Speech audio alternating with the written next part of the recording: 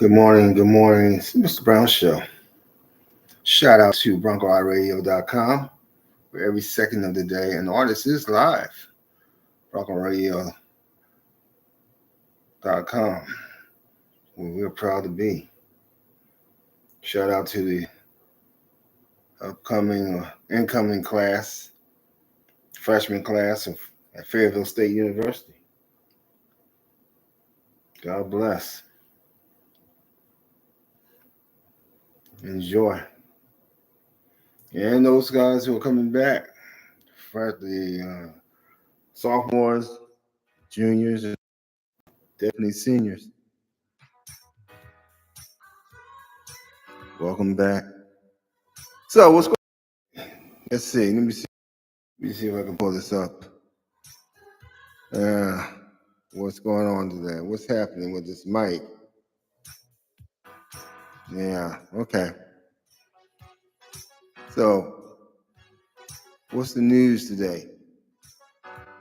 The Australian breakdancer, Rachel Gunn. Interesting how she is a professor. She's a college professor. She has a PhD in, I believe, in cultural dance. And she participated in the breakdance competition for the 2024 Olympics in Paris on Sunday, I believe, Sunday or Saturday, one of those days. Doesn't matter. It was a disaster. It was totally disgraceful as it pertains to anyone who's a breakdancer. Not that Mr. Brown's going to be getting out there doing any busting any moves, no. But I was around in that time when breakdancing came out, and it meant a lot to a lot of people. And I think she just completely made a complete mockery of it. She's going to get 15 minutes of fame, as they say. She'll probably be on some of the talk shows. She'll definitely be the brunt of a lot of jokes and all that. But she says she called herself doing a social experiment. That's what this whole thing was, y'all. It wasn't just to get into the Olympics. It was a social experiment. And she said she achieved everything that she meant to achieve out there. Even though she didn't get any points, she got 0 points for her actual rendition on the floor. She got 0 points. 0. Didn't bother her. She just went out there. It's like, hey, it's a social experiment. I'm gonna put it in a paper. She's writing a paper on it at our cost, at our expense, at the expense of other breakdancers who through blood, sweat, and tears, really blood and sweat, work hard, get to where they were, had an opportunity, first time ever in the Olympics for this event to ever debut. And this person gets up there and makes a complete mockery of it. There's your 15 minutes. And I hope that if you do see that this person is going to be on any of your favorite late night shows, you just turn off the set, turn the TV off. She doesn't deserve it. Yeah, she's going to get her academic accolades. Some clown's going to sit there, or panel's going to sit there, or clowns are going to sit there behind a panel and say, hey, oh, goodness. And they're going to read into the intellectual aspect of it, the social, what she had to prove, what questions she answered in her paper pertaining to breakdancing. Yeah, she'll get that. That was really just the saddest thing I ever seen in my life. And thank you, Jesus, that they're not going to have it back again. Actually, I think they should have it back again. I just think it should be a little bit more, they should have a more intense vetting process on who they're allowing to come in to participate. They show some other children, the news and on social media, and they're showing other kids out there doing breakdancing. They like it, and they're doing it well, and they're doing it like the original breakdancers back in the 70s and the 80s. Did you know gangs in New York City, it originated in New York City. Did you know gangs would use breakdancing as a form of working out their beefs with each other? So I guess that's maybe part of her social media question, her social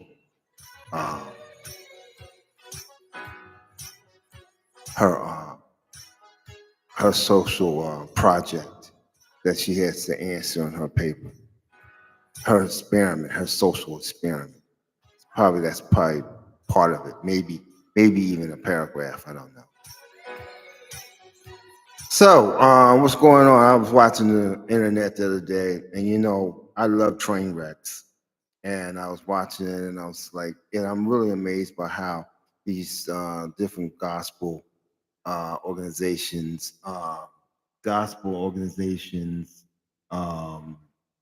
preachers are going back to back against each other. I mean, they're just going back to back to back to back to back. And they're challenging each other, and they're, this one says this about the church, and this one says this is wrong and that's wrong. And my mom would always sit back and say, look at all these people, and this is back in the 60s, and look at all these different churches, these all denominations. She said, God didn't break that out. That's all something man has broke out. That's something man created. God just said, love each other as you love yourselves, and love me as you love your neighbor.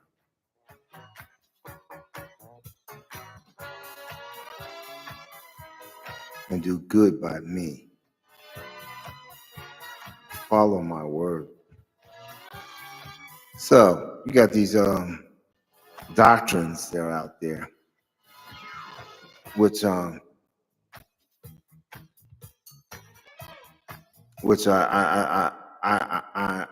look at and I say, okay, but it's in the word. If it's scriptural, it's in the Bible. Hey, you gotta accept it. There's somebody out there saying, no, you ain't got to do that. You're right. You don't. You're right. You don't have to. You don't have to do anything. You don't have to do anything. You don't have to do nothing but stay black and die if you're black. But I find it so funny that you've got these arguments on social media, Facebook, Instagram, maybe TikTok. I don't know. I'm not normally on TikTok, and I'm not normally on X, and I'm not normally on whatever other social platforms that are out there that I don't know about. But anyway, I was looking at that, and I was saying, you got some preachers that are saying, who are giving misinformation in their scriptures. Some are my favorite takes me back to Reverend Knight, who taught prosperity. And you have one pastor who say, God doesn't care about you making money. God doesn't care about you getting that job. God doesn't care about you getting that husband. God doesn't care about you, I don't know, whatever you're trying to aspire to do. He just wants you to follow him and follow his word. And that's his word. That's what he follows. He also believes that women should not be in the pulpit. He means that women we should not have women pastors. They believe in that too. They also believe in that if you were married and you are now divorced, male or female, And if your spouse or ex-spouse is not dead and you go out and marry another person, you're still married to that first person, that first spouse. The only way that it could be dissolved in their church is either the first spouse you're now a widow, or the marriage ended in infidelity. Those are the only two ways you can be completely done with your first marriage. Other than that, if it didn't end on those two notes, they say you're still married. You're married to two people. That person's still walking the earth. You're married to two husbands. You're married to two wives. So that's their doctrine. And now, my hometown, Philly, I'm not going to say his name because, I don't want to get Gino upset with me. Of course, then again, I don't know the man. But we're in the same age group. We may have come across somewhere along the line. He looked like a brother I may have come across somewhere down Philly. I hope I wasn't battling him. I hope he didn't have no beef with his group. But he looks like, he looks like a brother I knew when I was growing up. But anyway, he's only 3 years younger than me. But anyway, you got preachers out there doing that. And then my favorite is the preacher who lost money. What was that record? Who was the group that came out with the record with the song Lost and Turned Out? A lot of you who were born in the 90s don't know what in the world I'm talking about.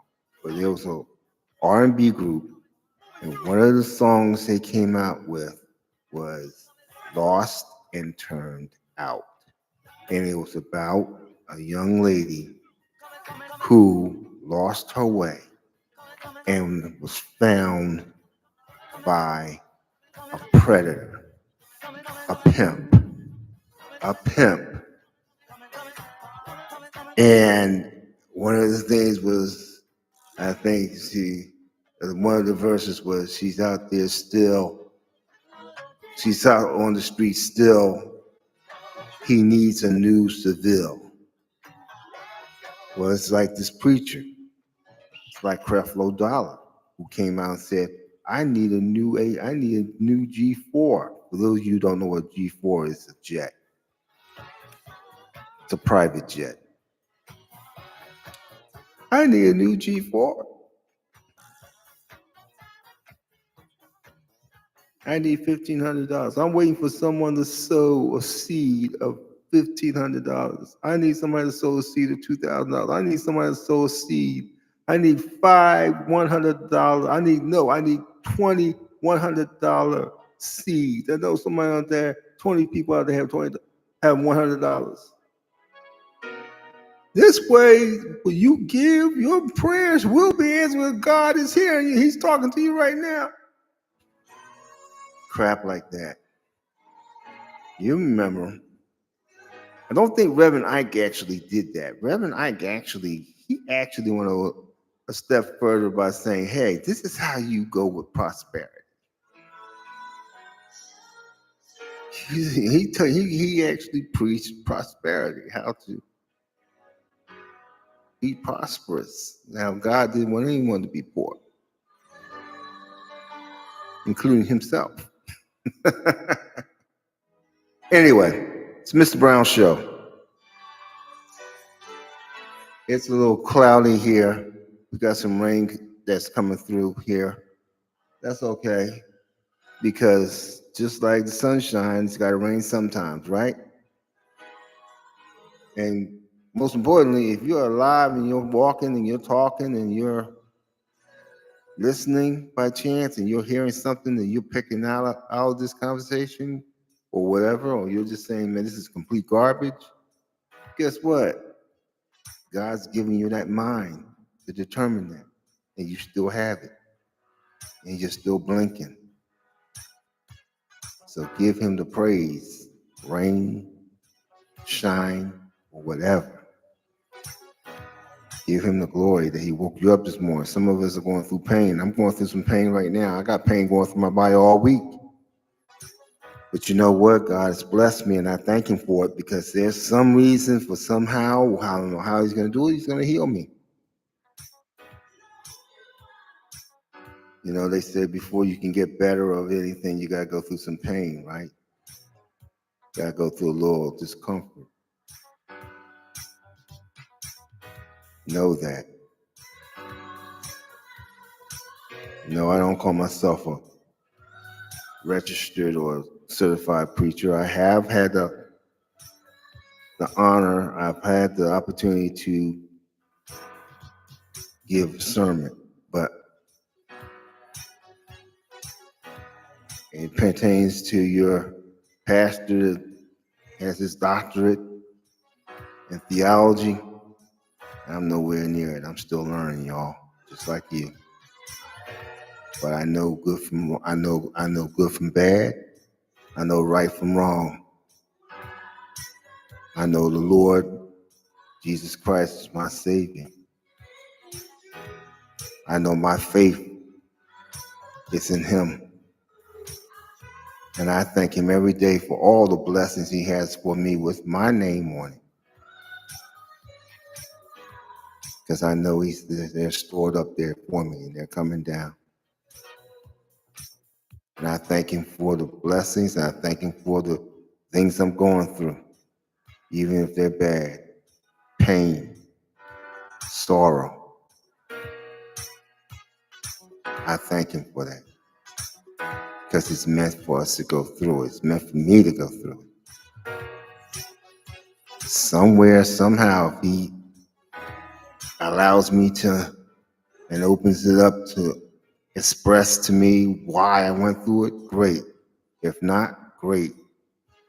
Think back to the book of Job. If you know the Bible, you know the book of Job. You know Job he went through it, and he couldn't understand why in the world he was going through it. And God actually didn't give him the full answer when he asked, but he accepted it. He knew that God is in control. God is in control of your situation, folks, no matter what you're going through right now. Whatever you're going through, whatever is happening, even when everything is great, when everything, the sun is shining and everything like that. There was a song, and I always refer to it when I spoke a second ago about when I get the opportunity to give a sermon. I refer back to my life and actual events in my life that pertain to divine intervention. And one of the areas that I refer to, and please pardon me, I'm sorry that this is going long. If you guys want to just go somewhere and leave, and that's fine with me. That's fine with me. If this is boring you. But I would refer back to a section of my life that was one of the hardest sections in my life that I ever went through. And that's when I was in the service. I was in the Marine Corps. And, the Marine Corps incorporated a song back in the 70s as part of their recruiting campaign, because they was just out there like that, and they was just stupid like that. And the song was titled, "I Beg Your Pardon, I Never Promised You a Rose Garden." I think it's like Loretta Lynch, I believe, sung it. I'm not sure. But one of the verses in there, one of the verses in the song was, "Among the sunshine, there's got to be a little rain sometime," which is true to form in the United States Marine Corps, because there's a lot of rain. True to form in life, there's a lot of rain. So I revert back to that particular area. God puts you through these things for a reason. You're trained up in it. I'm not talking about Marine Corps boot camp. I'm talking about life, man. These things that happen, things that you don't want to happen, things you don't want to foresee happening, but they happen to you. And you say to yourself, or you say to God, why? And God will come back and say that, well, he said to Job, why not you? Stand tall, go through it. You're not alone. God was right there with Job the whole time. You got to remember, if you do remember the story of Job, and I'm not going to get too biblical on this, y'all, because I know I don't want to be a turn off to you, but if it is, whatever. That's between you and God. But listen, one of the main things that when Job went through what he went through, he had to go through, guess what? Before he could even go through it, the devil had to get permission from God for him to go through it. Yeah, he had to get permission. God had to give his permission first. He says, do everything you got to do to him. But here, hey, listen to this. Do everything you got to do to him. But remember this. Don't take his life. So God was right there with him. And when God was done and Job went through what he went through, God returned everything Job had twofold. Got it back double. Everything he lost. Listen, y'all. When you're going through these things, you just got to know by your faith that God is there with you. It don't seem like it. It don't look like it. It don't feel like it. But he's there. He's there with that spouse. He's there with that child that won't listen. I'm talking about, and when I said child, guys, I'm not talking about your little 5-year-old or your 7 or your 10 or your 15, 17, 18. I'm talking about that 30-year-old. I'm talking about that 34-year-old. They ain't listening. Yeah, there are some people who are still having problems with those in that age group. There's some who are dealing with those who are in their homes and they're grown adults living with mommy and daddy or living with mommy or grandmama. Yeah. So God's working it out. Please know that. No matter how hard it seems out here. Because we're getting ready to go through something, y'all.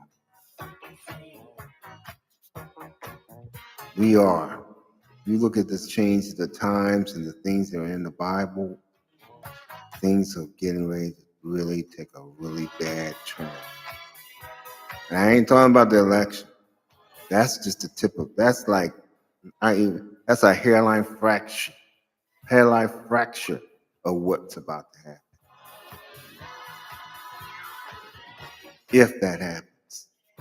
But we're heading towards some really tough times where our faith has got to definitely be forefront, up in the front, leading, knowing. Thank God for him. Thank God for his blessings and his mercy and his grace upon your soul. Do it in advance. Don't wait. Do it now. It's Mr. Brown Show. It's enough on the biblical side. So tell me, what was your favorite event in the Olympics? What was your favorite event? Was it the basketball? Was it the gymnastics? Oh yeah, they're still trying to get that medal back from Oh gosh, what's her first name? I can't think of her first name. Last name is Childs. They're trying to get that medal back from the Olympic gymnast Childs. They're trying to get that back. Good luck. Good luck. Well, actually, she just may just go ahead and return it. Come on. You know, she wants to continue. I know the U.S. Olympic Committee is they're siding on her behalf, and they're doing everything they can procedurally to try to overturn this decision. And I hope it works out. But if it don't, hey man, you held it in your hand, you had it, you know what you did. It's a medal. Can't take it with you, right? Talked about that the other day. Things we have in our lives, the materials we have in our lives, cars, rings, clothes. At the end, I've never seen a U-Haul behind a hearse. So, hey, she knows what she did. They got pictures, got videos. Go with it, baby. You know what you did. Come back better before, better than ever next time. There you go. And most importantly, say thank you, Jesus. How about that? Yeah, the person who made it possible. Yeah, that's right. That's right. And back on the biblical side. Let me get out of there. Well, what was your favorite? What was your favorite Olympic? I did see something there. I saw an event and it was skeet shooting, and it sparked my interest. And I actually went so far to look up and Google skeet shooting in North Carolina. So I mentioned it to my son to see if he would be interested. He didn't seem to be too interested in it. It's like, I gotta hit a moving target. I gotta hit something in the air. It says, yeah. He's like, oh no. So he wasn't too crazy about it. But I may just go ahead and look it up and see if they have lessons and stuff like that. But anyway, I asked that question because not that I'm asking that if you saw something that sparked your interest and that you want to go and participate in. No, because they also had golf. So some people may pick up a golf club, go out there and play golf. Some people saw tennis or table tennis, and so they may want to go out and pick up a paddle or a tennis racket and go out and try it. Okay, great.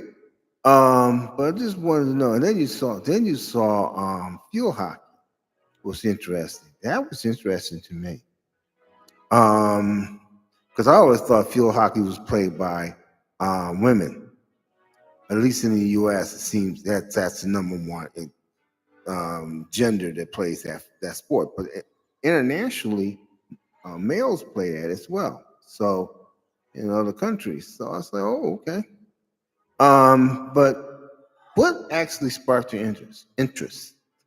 Either to want to be a fan, or you're now a new fan of the sport and you want to follow it, or maybe you may want to learn it. I don't know. I saw water polo out there. So, what was your favorite? It's the Mr. Brown Show. Shout out to BroncoEyeRadio.com for every second of the day. An artist is live. And you know what? I do not get paid to say that. I do it because I enjoy the radio station. I do it because I enjoy the personalities. They got some great people there. I do it because I enjoy the training. So I'm learning in the background how to do the controls and the instruments and all that stuff, all that good stuff. Reading promos, preparing promos, things of that nature. Because I'm a communication media arts major at Fayetteville State University. So, but anyway, I do it just to do a shout out to them. Plus, I like it. I like the way it sounds. BroncoEyeRadio.com, where every second of the day an artist is live. BroncoEyeRadio.com. We're proud to be. It's Mr. Brown Show. Let me know what you think. Let me know if you want me to be off the air. Let me know if it was a waste of time. Let me know if you did get anything. Let me know if I need to improve on anything. Please let me know. Thank you for tuning in.